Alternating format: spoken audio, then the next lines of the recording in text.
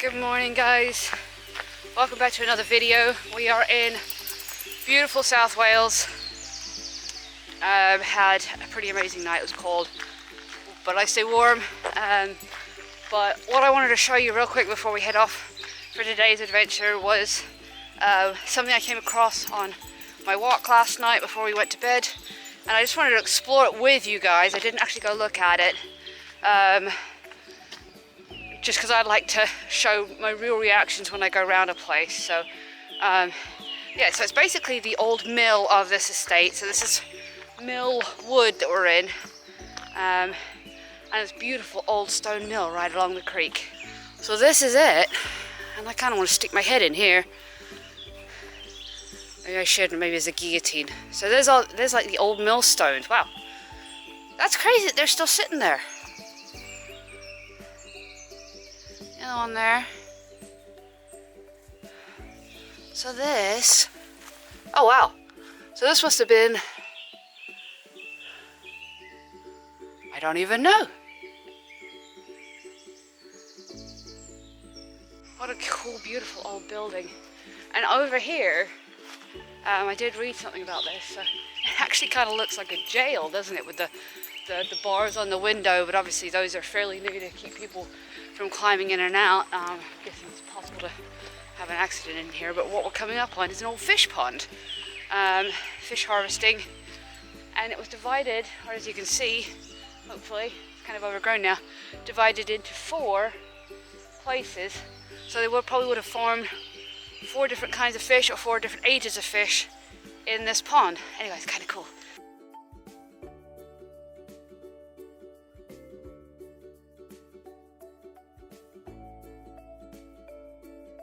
Alright, so we are out, still in the Gower Peninsula, and we're doing a short walk. We're near Rossley Bay, which is just across over there. That will, I think, be the next video. But currently we're doing a short walk through to go check out the Blue Pool of Brighton Bay. And then we'll go from there. We're going to go check out the Giants' graves, which I believe are that way somewhere.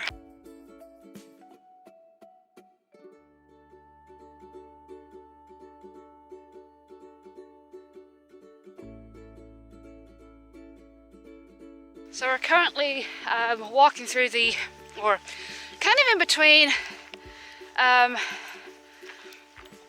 the Broughton Burrows and the Llangennith Burrows. And up that way is the Llangennith moors.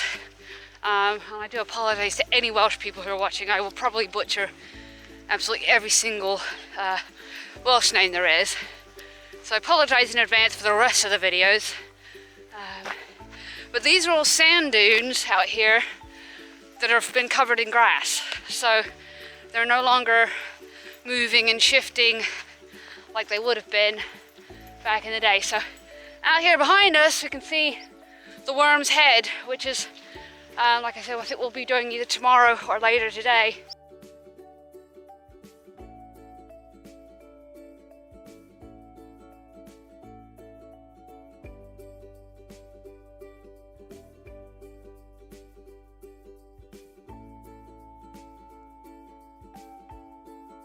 Alright, so we just got to basically the beach. And what you see behind us over here is Spaniards Rocks. Again, inaccessible at high tide, but maybe we can go check it out when the tide starts going out. It's still got a ways to go. We're going to get down to the beach and have a walk along there, and then go look for the Blue Lagoon. Tide's coming in.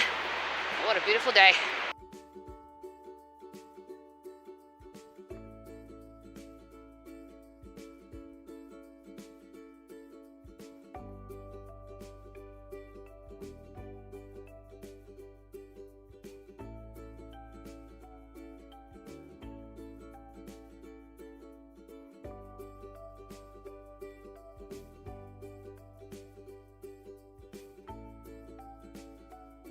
So sadly, I think we're cut off over here from the rocks. We're gonna have to go up. Got to look at a few rock pools, but Can't get all the way over.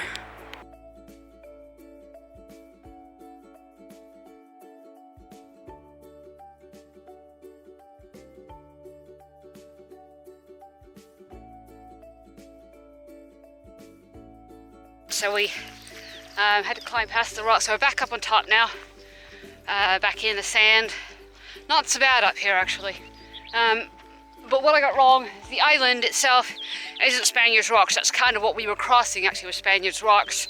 And unfortunately I'm out of service, so I can't actually tell you what the name of the island is, but I'll put it up below. So we're crossing the headland here, and hopefully we'll get to Blue Hole fairly soon.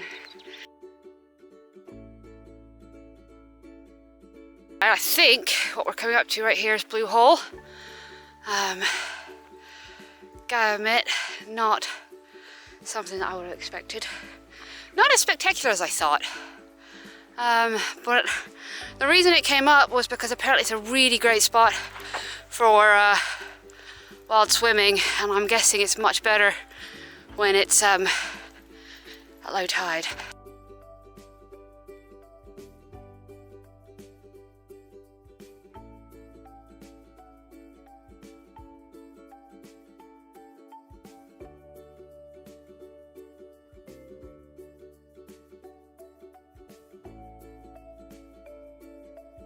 All right, guys, we're dropping down back into Brighton Bay. All around there's these massive caravan parks, which is such a blight on the coastline, these beautiful rugged coastlines. But I guess they bring in the money and the tourism.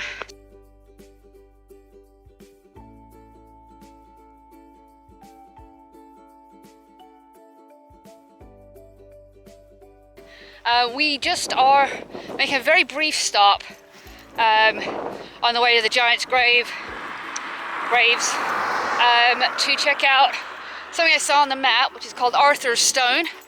And anybody who's watched any of my videos knows that I have a love of anything mythical, fantastical, and especially if it's to do with Arthur. So I figured we'd just make a real quick stop on the way to the graves.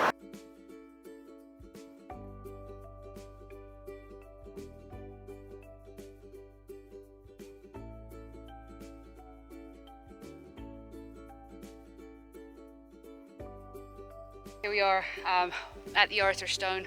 So the history, the legend that goes behind this is that King Arthur was travelling through Carmarthenshire when he had a stone in his shoe. He pulled it out and he tossed it across from Loafer Bay, or across Loafer Bay, which is way over there, and it grew and grew and grew. So by the time it landed here, I think it's Kiln, it was this side. However, the truth of the story, this is actually a 2,500-year-old, or 2,500 BC Neolithic burial mound. And there's actually another one just over here. We're going to go check that out. What a beautiful location there. What a beautiful view over Loafer Bay here. I'm not sure which is in Neolithic tomb, whether it's actually where Arthur's stone is, or if it's this right here, but both have very, very prominent sites. This is definitely not the same kind of tomb or burial ground as the Severn Cotswold long barrow type, but still quite impressive that they, this still exists, and this big pile of stones is here, it stays here, and hasn't completely disappeared underneath the dirt and the grass.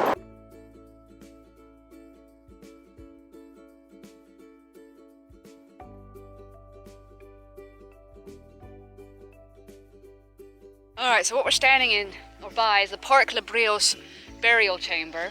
It has actually been partially restored, and the area was discovered in 1869, I believe it was, by workmen digging for roadstone. And an excavation later that year showed that there was animal bones and human bones, and that human bones from about 40 different people. But evidence shows that it was also used for about 300 to 800 years. So that's quite a long time that it was used for over a period of Neolithic history. But it's very cool to see that it's actually been partially restored, so we can get a visual of what it was actually like.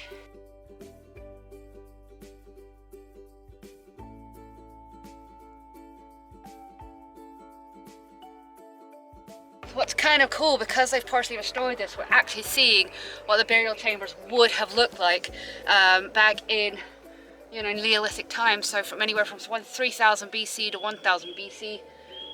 Each of these would have been, I don't know if it would be individual burial chambers, but this is kind of what apparently they would have looked like.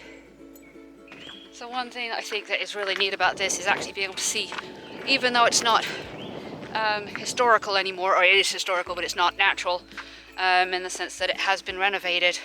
I think it's very, very cool to see what these things would have looked like, because so much of what we see of these remains just hasn't lasted. So it's really cool to see what it would have looked like, and it would have been so much bigger, so much more impressive at the time.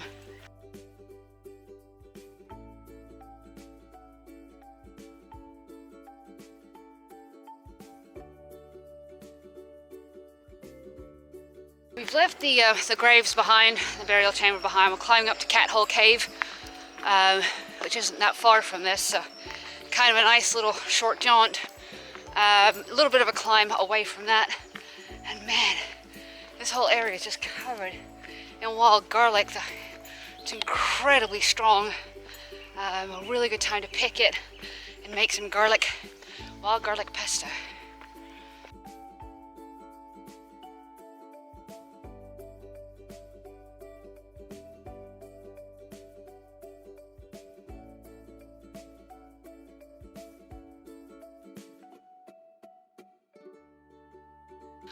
Alright, so this is I think the lower of the two entrances, which is unfortunately fenced off at this point, but I think we can get up to the second one, which I think is open, but I could be completely wrong, of course.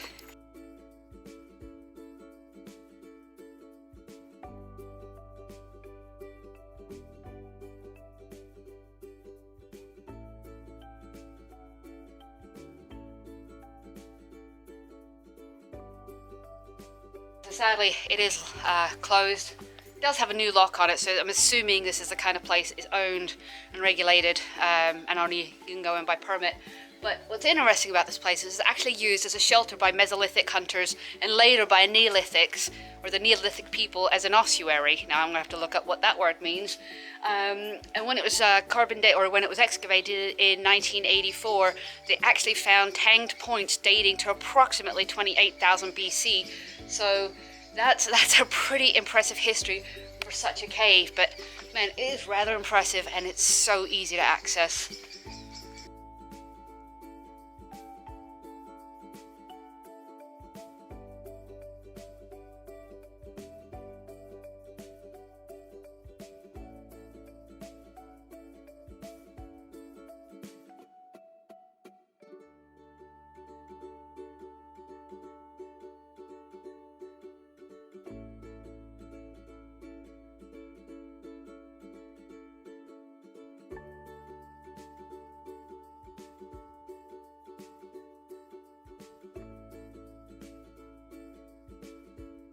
Last stop for today's video. What you see behind me is a lime kiln.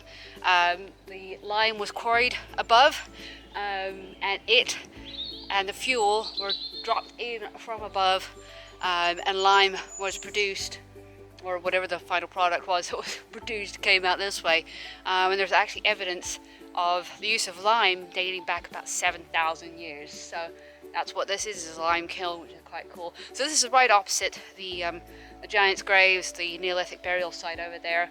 We're about the end of this video, and I really hope you guys enjoyed it. We're going to head back to the car. We're going to go look for some more places to explore. And as always, guys, thanks for watching.